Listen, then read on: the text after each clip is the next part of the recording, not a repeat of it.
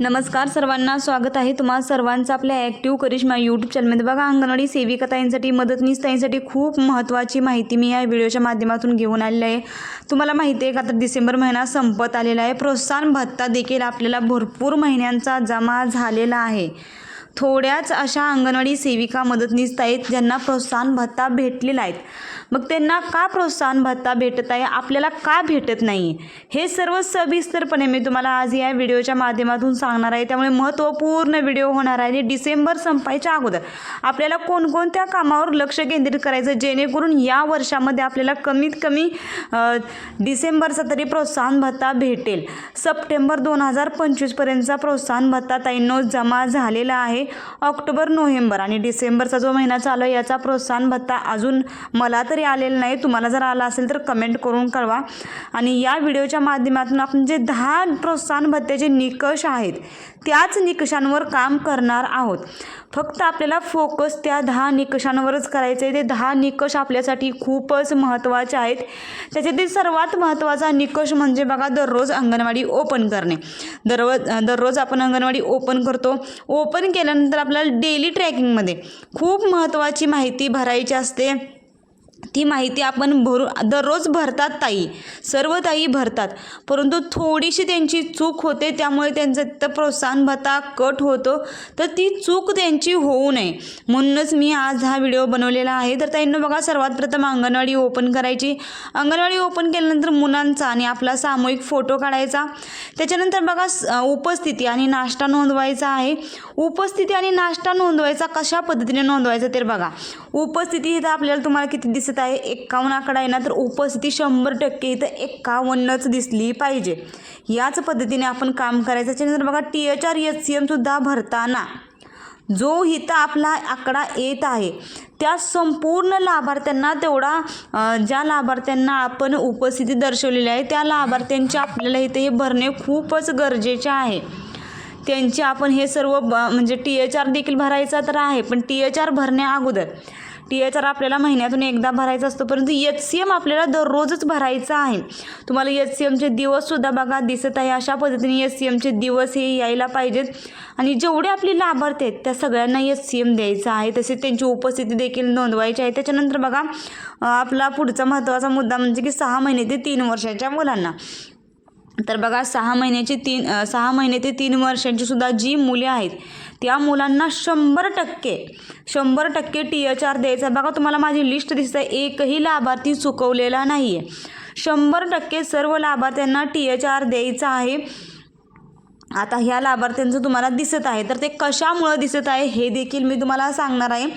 तर ही मुलगी अगोदर 0 ते 6 महिन्यामध्ये होती। तिच्या आईला मी स्तनदा मातेमध्ये आहार दिलेला, परंतु या महिन्यामध्ये तिला 6 महिने पूर्ण झाले। 21 डिसेंबरला हिला 6 महिने पूर्ण झाले, त्यामुळे तिचं इकडं THRला नाव आलेलं आहे। 6 महिने ते 3 वर्षांच्या मुलांमध्ये याचं नाव आलेलं आहे। तर असा देखील आकडा आपला राहू शकतोय। त्यामुळे सर्व ताईंना विनंती आहे की अशा पद्धतीने कोणाचीही माहिती राहता कामा नये। त्यामुळे सर्वांनी 31 डिसेंबरपर्यंत, महिना संपेपर्यंत ही आपली माहिती चेकच करत राहायची, कारण की कोणाची जन्मतारीख आधीमध्ये असते।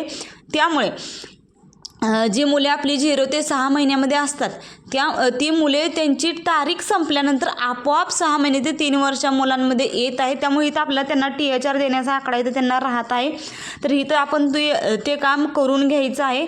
आता या मुलीचं 21 तारखेला आलेलं, परंतु मी तुम्हाला दाखवण्यासाठी भरण्यासाठी हे मी थांबवलेलं। आता मी ही सुद्धा माहिती भरून घेणार आहे। त्याच्यानंतर बघा, THR भरल्यानंतर खूप महत्त्वाची माहिती म्हणजे की कृती, ज्या आपल्याला दररोज 2 कृती करायच्या आहेत त्या कृती देखील दररोज आपण पूर्ण करायच्या आहेत। त्याच्यानंतर बघा, ECC शिक्षणसुद्धा आपण दररोज पूर्ण करायचं आहे, कारण की याच्यावरती सुद्धा आपले मार्क आहेत। त्याच्यानंतर बघा, गृहभेटी दररोज पूर्ण करणे आवश्यक आहे। त्याच्यानंतर होम या बटनावरती क्लिक केल्यानंतर आपण डॅशबोर्ड आपला चेक करायचा आहे। डॅशबोर्ड चेक कशासाठी करायचा बघा, तर डॅशबोर्ड चेक करायचं आहे की आपल्या ग्रहभेटी राहिलेल्या आहेत का, आपली वजन उंची भरायची राहिलेली आहे का, हे चेक करण्यासाठी आपण डॅशबोर्ड बघायचं. त्याच्यानंतर बघा आपले सॅम्यामध्ये कुठली बालकं आली आहेत का, हे सुद्धा इथं दिसतंय. परंतु इथं पाहण्यापेक्षा आपण डायरेक्ट त्या मुलांच्या प्रोफाईलवर क्लिक करून बघितलेलं चांगलं, कारण की इथं आपल्याला मुलं दिसत नाही आहेत, परंतु तिथं आपली मुलं आलेली असतात. तर कशा पद्धतीने बघायचे हे सुद्धा सांगणार आहे. वजन उंची जर मुलांची जर आपली चुकली तर आपले 4 मार्क, म्हणजे त्या वजन उंचीचे 4 जे निकष आहेत त्याच्यामध्ये जर आपला आकडा जास्त असला, बीटच्या सरासरीपेक्षा जर जास्त आकडा असला, तर नक्कीच आपल्याला तिथं आपले मार्क जाणार आहेत. तर ते देखील कशा पद्धतीने चेक करायचे हे सांगणार आहे. त्याच्या अगोदर बघा CBEचे 2 कार्यक्रम भरायचे आहेत, VHSND भरायचे आहे. VHSND भरलेला आहे की नाही ते चेक करून घ्यायचे. CBEचा कार्यक्रम आपल्याला 2 भरायचे आहेत, ते दोन्ही कार्यक्रम भरलेले आहेत की नाही हे देखील चेक करायचं आहे. तर बघा VHSND भरलेले आहे. CBEचे सुद्धा 2 कार्यक्रम सांगितलेल्या वेळेत भरलेले आहेत, त्यामुळे ते व्यवस्थित नोंद करायची आहे. त्याच्यानंतर बघा पुढचा आपला महत्त्वाचा मुद्दा म्हणजे की स्टॉक रजिस्टर, म्हणजे साठा नोंदणी करा. याच्यावरती क्लिक करायचं. आपला साठा नोंदणी केलेला आहे का, THRचा साठा भरलेला आहे का हे बघायचं. त्याच्यानंतर बघा HCM म्हणजे गरम ताजा आहार, जरी आपल्याकडे बचत गटाचा आहार येत असला तरी देखील तो आपण इथं नमूद करायचा आहे आणि भरलेला आहे की नाही हे चेक करायचं आहे. त्याच्यानंतर महत्त्वाची माहिती की आपण आता झाले की हे सर्व माहिती आपण पाहिली, परंतु याच्यामध्ये आपले मार्क कुठे जातात तर बघा फक्त VHSND भरून फायदा नाही. तर आपल्याला लाभार्थ्यांचं लसीकरण दिसत आहे, लाभार्थ्यांचं लसीकरण देखील भरणं महत्त्वाचं आहे.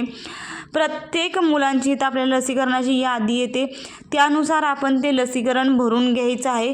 लसीकरण कशा पद्धतीने भरायचं याचा व्हिडिओ मी तुम्हाला मागच्या व्हिडिओमध्ये सांगितलेला आहे. त्या पद्धतीने सर्व आपली लाभार्थ्यांचं करून घ्यायचं आहे. खूप महत्त्वपूर्ण माहिती आहे ताईंनो, अंगणवाडी ताईंना शेअर करत चला. त्याच्यानंतर बघा महत्त्वाचं की आता मी तुम्हाला सांगणार आहे की आपली मुले वजन उंचीचे जे आपले 4 निकष आहेत त्या 4 निकषांमध्ये जात आहेत का नाही हे कसं चेक करायचं तर बघा ते सांगत आहे. तर 0 ते 6 महिन्याची मुले मी ओपन केलेली आहे. तिथं तुम्ही पाहू शकताय की बघा इथं कलरवरून सुद्धा तुम्ही पाहू शकता. इथं बघा याचा निळा कलर आलेला आहे, तर निळा का आलेला आहे हे जाणून घेण्यासाठी आपण याच्यावरती क्लिक करणार. याच्यावरती क्लिक केल्यानंतर बघा अशा पद्धतीने पेज ओपन होत आहे. बघा तुम्हाला इथे दिसत आहे बुटकेपणाचा प्रकारमध्ये याचं नाव आलेलं आहे, तसेच लुकडेपणामध्ये सुद्धा ऑबेसमध्ये नाव गेलेलं आहे, त्यामुळे इथं निळं ते आलेलं आहे, म्हणजे निळे लाईन तुम्हाला दाखवत आहे. तर या पद्धतीने जर आपला आकडा जर येत राहिला तर नक्कीच आपला प्रोत्साहन भत्ता कट होणार आहे ताईंनो, म्हणजे कमी होणार आहे. किंवा जर 4ही निकषांमध्ये जर आला तर 6च मार्क पडणार आणि प्रोत्साहन भत्ता भेटणार नाही. त्याच्यानंतर बघा आता मी 6 महिने ते 3 वर्षांची मुलांची लिस्ट ओपन केली आहे. तर याच्यामध्ये सुद्धा आपण कशा पद्धतीने बघायचं मी तुम्हाला सांगते. तर बघा एका मुलाच्या याच्यावरती क्लिक करायचं. क्लिक केल्यानंतर सरळ वर यायचं. इथं 3 ह्याच्यामध्ये नॉर्मल जर आली तर त्या मुलांसाठी आपल्याला काही करायची गरज नाही आहे.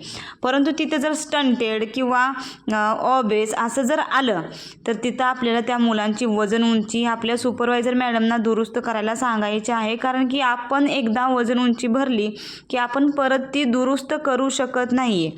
त्यामुळे आपण आपल्या सुपरवायझर मॅडमना त्या मुलांचे वय आणि नावं सांगायची आणि त्यांची वजन उंची दुरुस्त करायला सांगायची. मॅडम त्या करून घेतात आणि जर तुम्ही ती व्यवस्थित करून घेतली तर तुमचा भत्ता देखील तुम्हाला व्यवस्थितपणे भेटणार आहे.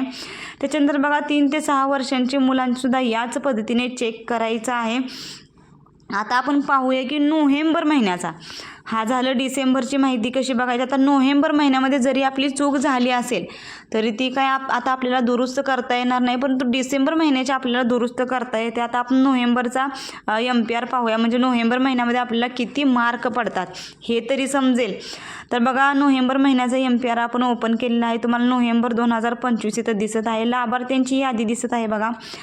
एकूण पात्र लाभार्थी बघा 109 आहेत. त्याच्यापैकी THR बघा किती जणांना, 57 जणांना THR दिलेला आहे आणि 52 जणांना, म्हणजे एकूण 109 लाभार्थी तर 100% हजेरी भरलेली आहे आणि 100% लाभार्थ्यांना THR दिलेला आहे. म्हणजे 57 + 52 तुम्ही करून पाहू शकता. 109 आकडा येत आहे. म्हणजे 100% नोव्हेंबरमध्ये सर्वांना त्यांची दैनंदिन उपस्थिती देखील दर्शवलेली आहे आणि त्यांना THR देखील दिलेला आहे. त्याच्यानंतर बघा दुसरा महत्त्वाचा म्हणजे की इथं तुम्ही पाहू शकताय किमान 15 दिवस अंगणवाडीमध्ये उपस्थिती, म्हणजे इथे 80% उपस्थिती आपल्याला दाखवायची आहे, तर ती 80% उपस्थिती आहे. 21 दिवससुद्धा तुम्ही लाभार्थी पाहू शकता अशा पद्धतीने उपस्थित झालेले आहेत. गृहभेटी तुम्ही पाहू शकता, गृहभेटी पूर्णपणे पूर्ण आहेत. वजन उंची बघा, वजन उंचीचे हे 4 निकष खूपच महत्त्वाचे आहे. इथं आपले 4 मार्क जाऊ शकतात. तर याच्यामध्ये जर आपला आकडा आला तर तुम्हाला दिसत आहे 101 मुलं आहेत. 101 पैकी 101 मुलांची वजन उंची घेतलेली आहे. त्याच्यामध्ये बघा ही तीव्र बुटकेपणा आणि मध्यम बुटकेपणा हे 1 निकष आहे, दोघांचं मिळून 1 निकष आहे. अति जाड आणि जाडचे 1 निकष आहे. तीव्र कमी वजन आणि मध्यम कमी वजनचं 1 निकष आहे. आणि अति तीव्र कुपोषित आणि मध्यम तीव्र कुपोषित याचे 1 निकष आहे. म्हणजे ते 4 मार्क आपले इथंच आहेत. जर याच्यामध्ये आपला आकडा बीटच्या सरासरीपेक्षा जर जास्त आला तर नक्कीच इथं आपला प्रोत्साहन भत्ता हा जाणार आहे.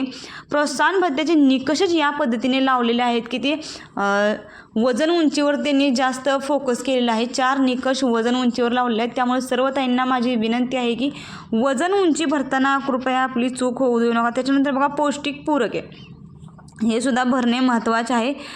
ज्याच्यामध्ये आपण जे लसीकरण भरतो ना त्याच्यामध्ये आपण पौष्टिक पूरके सुद्धा भरू शकता. तर या पद्धतीने सर्व अंगणवाडी सेविकाताईंनी मदतनीसताईंनी आपल्या पोषण ट्रॅकरमध्ये 100% कामे करून घ्या, जेणेकरून सर्व संपूर्णपणे आपल्याला प्रोत्साहन भत्ता हा सरसकट भेटेल.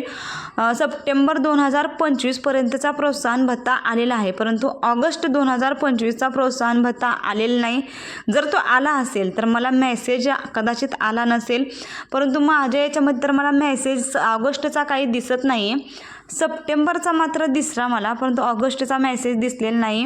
तर या पद्धतीने सर्वांना हा भत्ता आणि ही माहिती आलेली आहे. खूप महत्त्वपूर्ण व्हिडिओ आहे. डिसेंबर महिन्याला अगदी 3 ते 4 दिवस बाकी आहेत. या 3 ते 4 दिवसामध्ये आपण आपली वजन उंची दुरुस्त करू शकतोय. आपली जी काही पेंडिंग राहिलेली माहिती आहे ती आपण सर्व माहिती भरू शकतोय. त्यामुळे हा महत्त्वपूर्ण व्हिडिओ जास्तीत जास्त अंगणवाडी सेविकाताईंना मदतनीसताईंना शेअर करा आणि अशाच फक्त आणि फक्त अंगणवाडी संदर्भात नवनवीन अपडेटसाठी आणि माहितीसाठी तुम्ही आजच आपल्या ॲक्टिव्ह करिश्मा यूट्यूब चॅनलला सबस्क्राईब करा. व्हिडिओ आवडला असेल तर एक लाईक नक्कीच करा. अजूनही तुमच्या काही अडचणी किंवा समस्या असेल तर मला कमेंट करून कळवा. धन्यवाद.